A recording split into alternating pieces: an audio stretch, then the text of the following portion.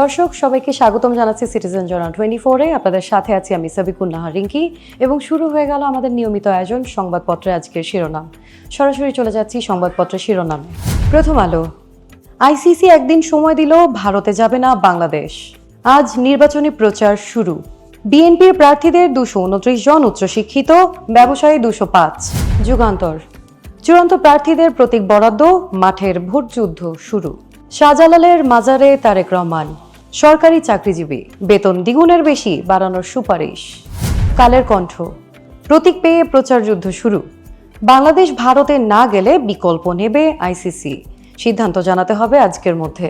সিমিনকে গ্রেপ্তারে পরোয়ানা, পরে জামিন, কালো বোরকায় মুখ ঢেকে আদালতে হাজির। সমকাল, আজ থেকে শুরু মাঠের লড়াই, প্রার্থীদের মধ্যে প্রতীক বরাদ্দ, আচরণবিধি মেনে চলার নির্দেশনা। সরকারি কর্মচারীদের বেতন 2.5 গুণ করার প্রস্তাব, বেসরকারি খাতে চাপ বাড়বে। বিএনপির 72 বিদ্রোহীর 71 জন বহিষ্কার। দেশ রূপান্তর, ভোটের কড়া নাড়া শুরু। এবারের নির্বাচন ভবিষ্যতের জন্য আদর্শ তৈরি করবে, প্রধান উপদেষ্টা বললেন। 1.5 দশকে সর্বনিম্ন নারী প্রার্থী।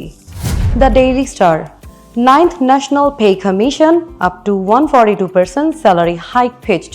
The Business Standard, government employees minimum salary at TK 20,000, maximum at TK 1,60,000 in commission report. দর্শক, এই ছিল আজকের সংবাদপত্রের প্রধান শিরোনামগুলো। সবাইকে ধন্যবাদ সাথে থাকার জন্য। ফলো করুন আমাদের ফেসবুক পেজ এবং সাবস্ক্রাইব করুন আমাদের ইউটিউব চ্যানেল। আরও জানতে ভিজিট করুন আমাদের অফিসিয়াল ওয়েবসাইট www.citizenjournal24.com।